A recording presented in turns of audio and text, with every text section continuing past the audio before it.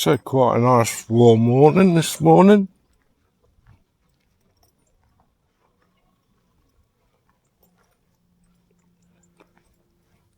Bit of rain last night. Come on, good boy.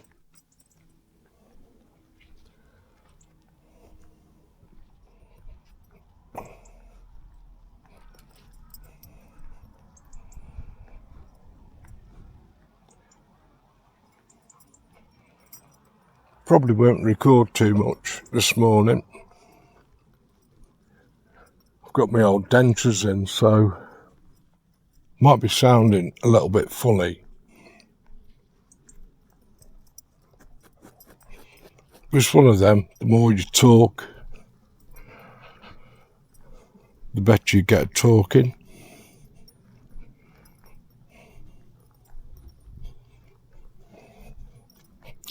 So it's quite hot in the sun actually. Since it's still early, it's what, 8:30.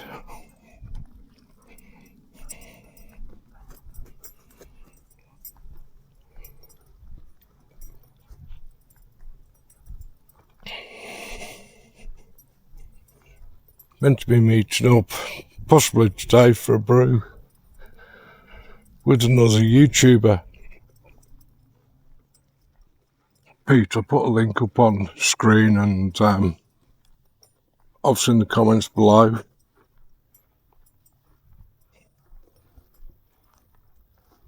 He seems a nice and decent guy. I'm meant to be just meeting up for a coffee with him today. Since we've got similar interests.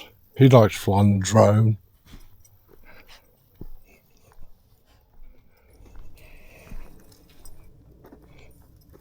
It's always nice to meet people with similar interests. I don't know whether to be today or tomorrow. Still want to get to the City Dogs Home and just have a look. Like I say, can't afford anything yet, but we'll see what's going.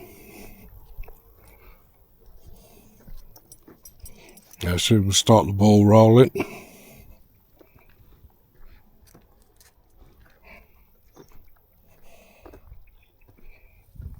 Come on.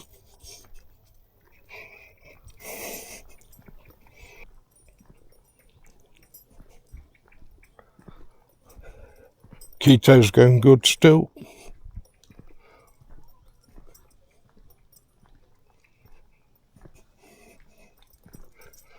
Tell you what though,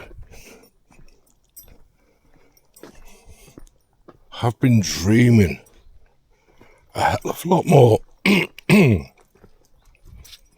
over the last few days.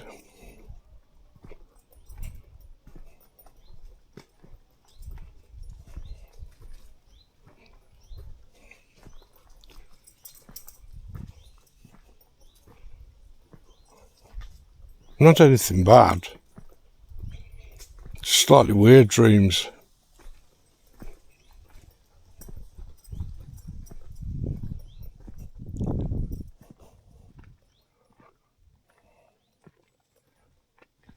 Well, now I've come down on one of my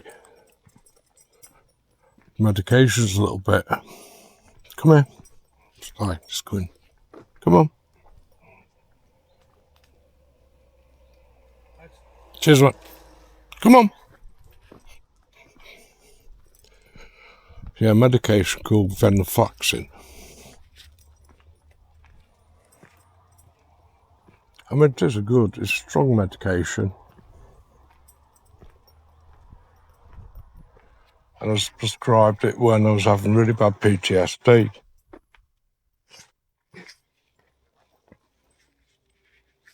I mean, when I was in a bad state of PTSD, things were bad. I had to lock myself in my house for the best part of a year and a half. Because I just couldn't go out.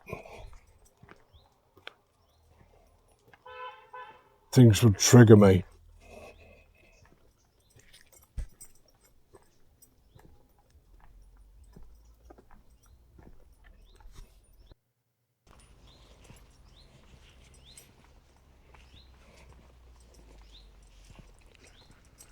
And the slightest of things could trigger me.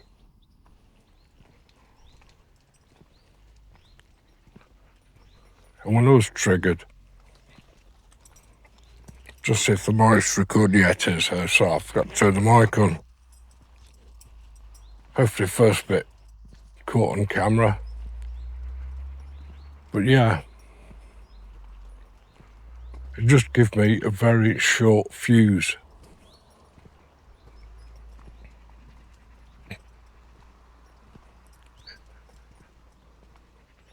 And anything, you know, I mean, I live on an estate.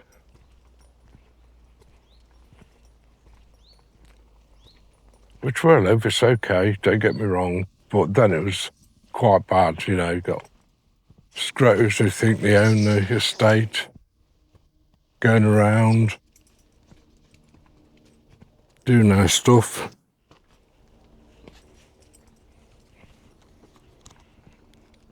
You know, they didn't care.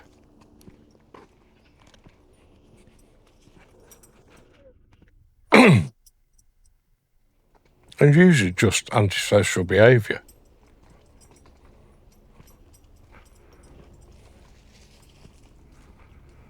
But most of the time you just ignore it.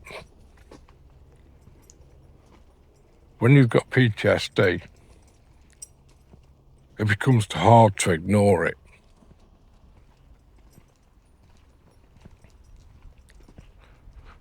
You know, you sit down and you think to yourself, most of them do nothing with their lives.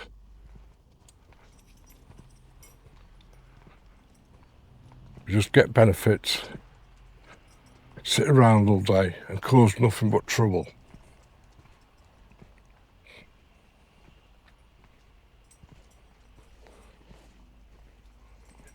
And I'd think to myself, you know, I've worked hard all my life. And in a sense,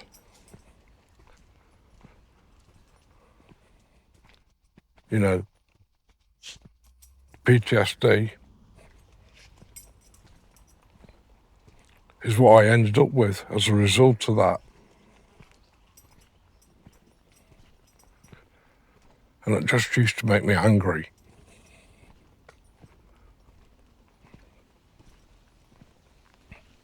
PTSD is a strange thing. A lot of it depends on the causation of it. And I think for me the worst kind is the what they call it, long duration PTSD. That's where you're in a situation for extended periods of time,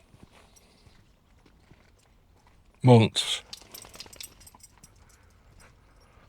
So, you know, come here. Cheers, pal. Cheers, mate. Go on, good boy. You know, you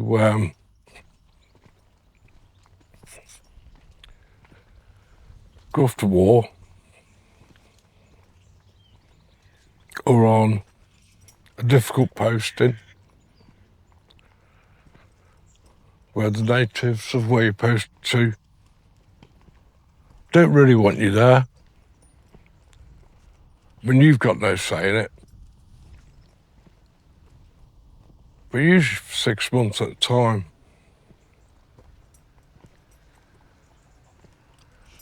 But for 6 months, you are focused on your job. You know, people don't realise you don't knock off at 5 and that's it, everything stops. And you can go and unwind, have a couple of beers, see your family, or whatever. It doesn't work like that.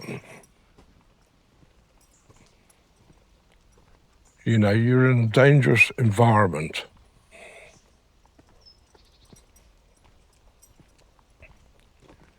You've got to be alert all the time.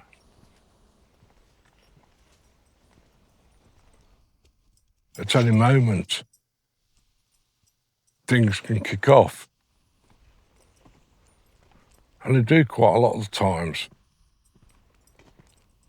So you're alert and sort of reactionary all the time. And that has an effect on you.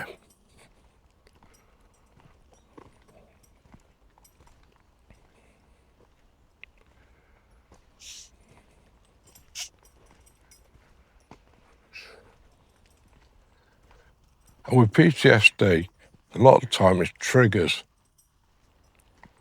Things around you, sometimes subliminal. You know, you won't actually know what's triggered you. It could be anything from sounds, smell, being in certain environments. It's all to do with your emotions and what you're sensing. You know, I still get it today. I smell diesel. And I can feel my mindset change.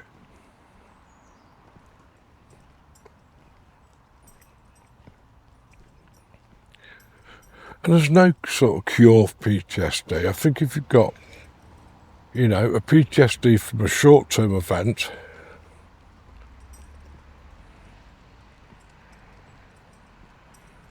providing you get in there fairly quick, you can sort it out. But with long duration PTSD, it becomes a way of life for you.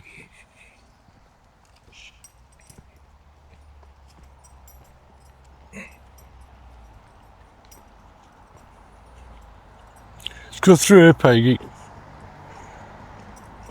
Get through. Come here. Come here. Boy.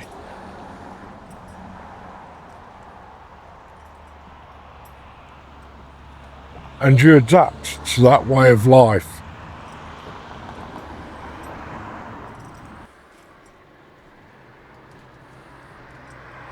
Hey! This way.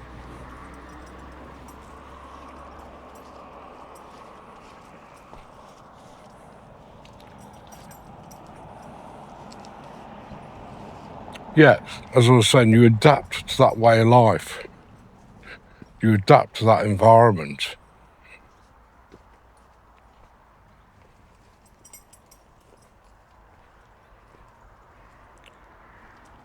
And the problem is, that becomes a way of life. And the fact you survive it sort of becomes a program that your brain uses. You know, the brain is very good at helping you survive.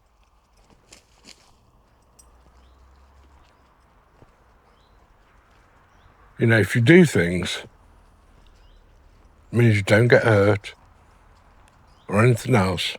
Brain says, yeah, that's good. I mean, obviously I don't, but it's a bit like eating chocolate.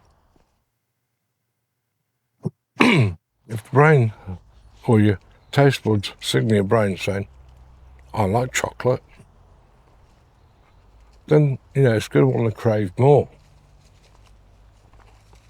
because it feels good. And of course, it's the way a lot of addictions start. But it also takes things into account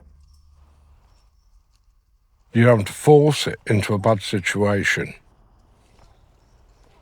which as a soldier, you very often have to do. Things are not comfortable.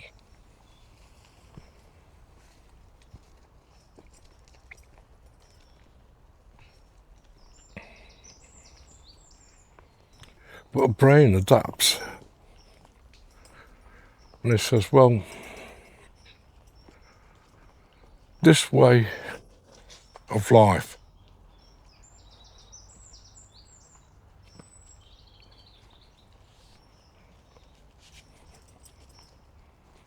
how you react to it and everything else means I survive.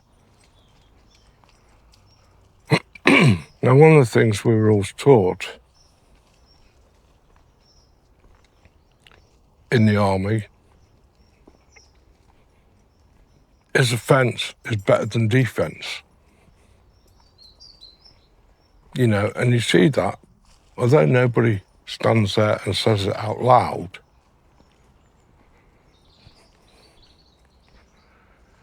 it is taught to you all the time. You know, if I'm walking down this track now and I get ambushed, say I get ambushed from my left,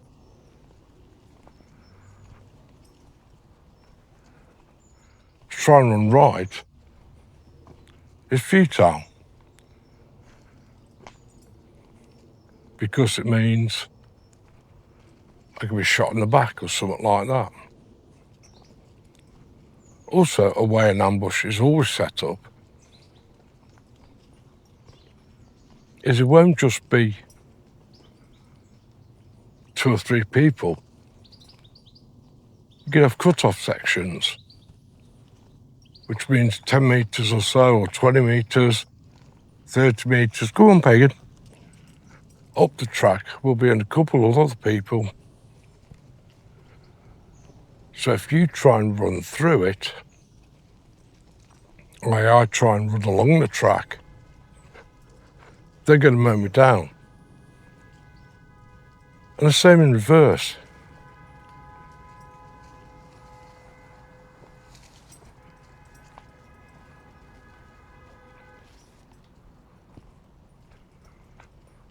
So if I turn tail and run the other way down the track, the way I've come, I'd walk past some of people who ambushed me, the enemy, early on. Go on, Peggy, early on. Come on.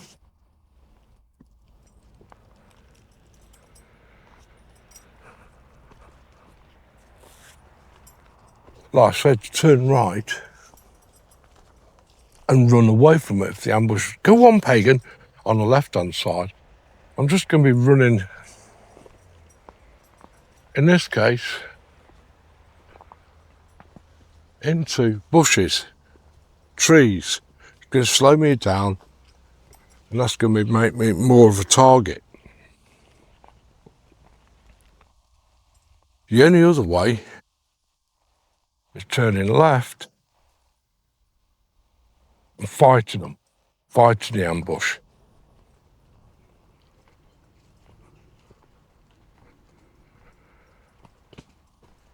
And that works. You know, they're expecting just to take you out easily. When you start fighting back, pushing back on them, turn the fight around, it's the shock of that.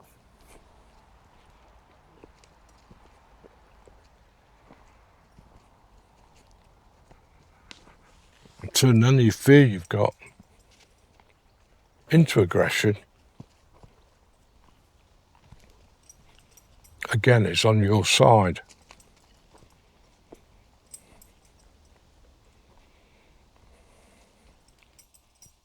And it works.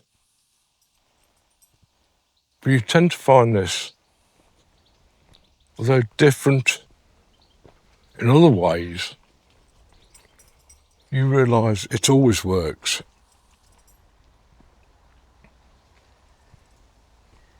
You know, if you've got somebody picking on you at work, giving you a hard time,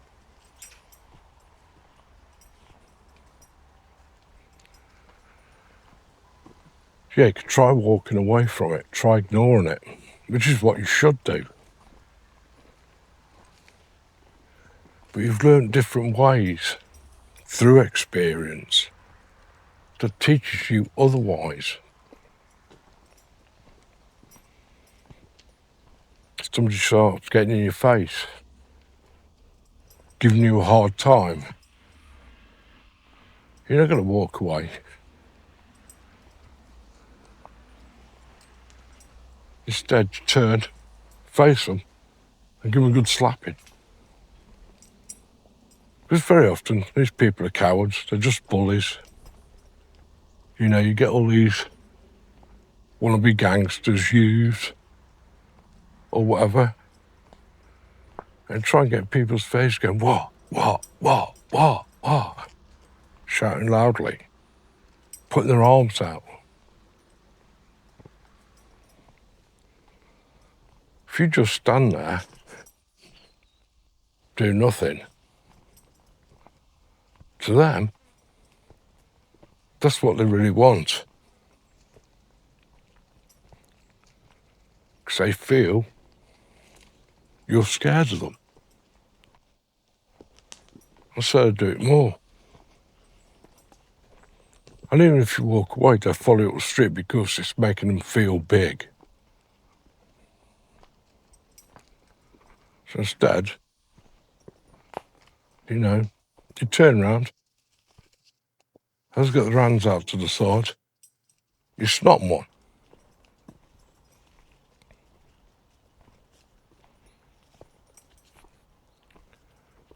And very often they go down like a bag of shit.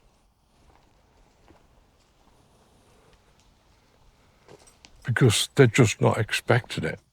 Now, I'm not saying you should do this. But when you've lived in hostile environments quite a while, this mentality becomes a way of life. And while you're in them environments, yeah, it works. And you learn it, and your body adapts, your brain adapts. And it says, well, this is a survival mechanism. If I do this, I'm going to win. And that is self-evident from previous experiences. So you switch. Go on, Pagan. Ooh. But the problem comes later on in life. You know, as I found, you're no longer in them sort of environments.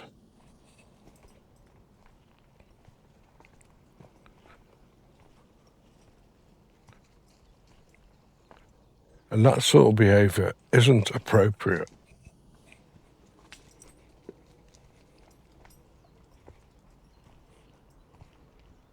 Where you should walk away. Because you're only going to get yourself in trouble.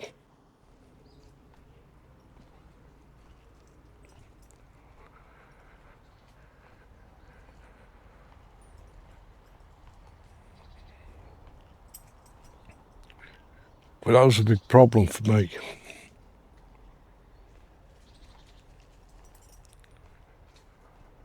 You know, I'd learned a survival mechanism which worked.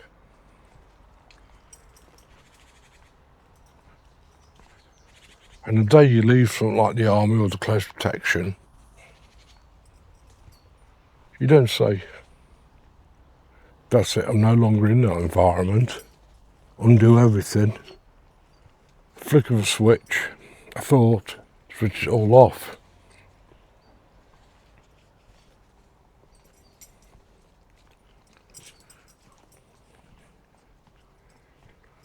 You don't just do that. That's still with you. And this is the big problem I found.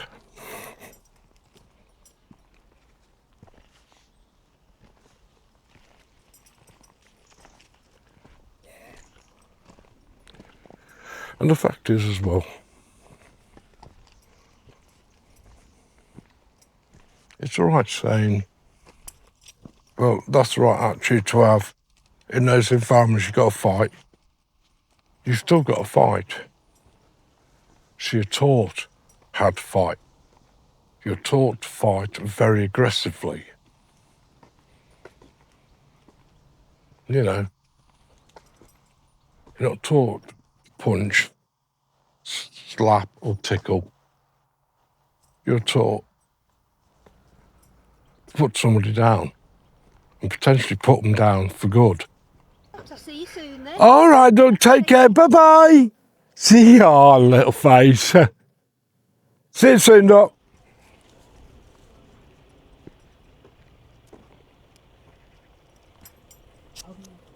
Yeah, sorry about that. So where was I? You know, you're taught to go in hard, go in fast. You know, we're not talking we're in a fight for ego or anything there. You know, we're talking, you're taught to fight. You're taught to win for your life. Again, because it's a survival mechanism. Pagan, stop pulling. And it works.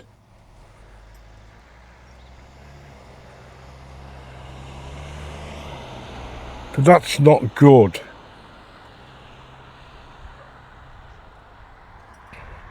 You know, when you come out of the forces, as I did, you know, then the close protection. It was during those times.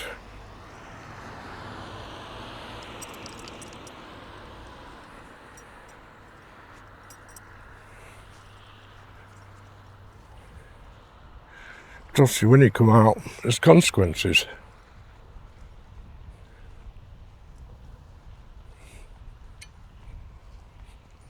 You know, you're going to be held up for manslaughter, murder.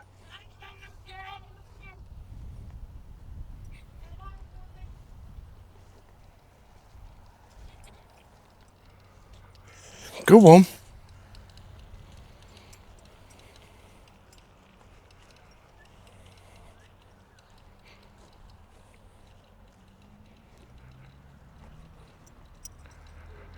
And again, you can't just switch that off.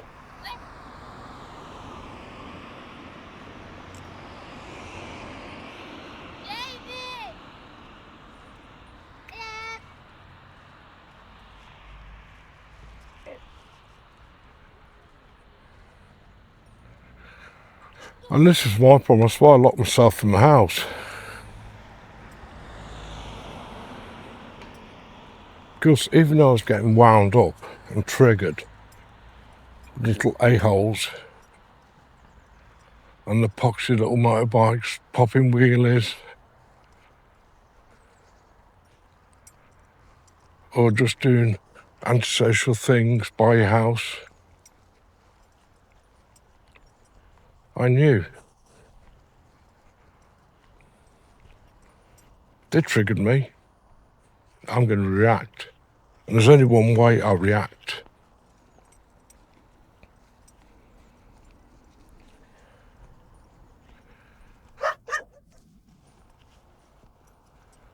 And with a PTSD, you have no control over that reaction. You know, things start, you just go for it. And I know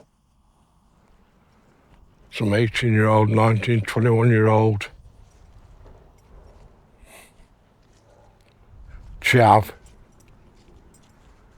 or whatever you might say, well, they deserve it. But they don't deserve to do what I'm trained to do. And I don't end up in trouble because of them, lose my freedom.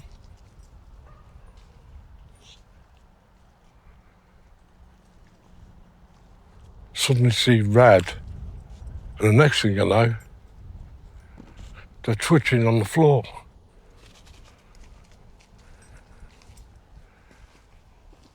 So, you know, that's why I locked myself away. I went out and found a way to manage the PTSD now, and I manage it really well. But you can see why, especially, you know, a lot of guys in the armed forces who've been to war end up on the streets. It's because they don't trust themselves with a family.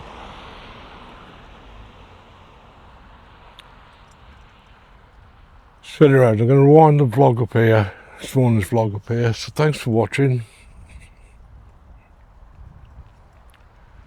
Hope you're all okay.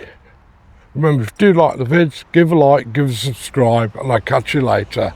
Thanks for that. Bye.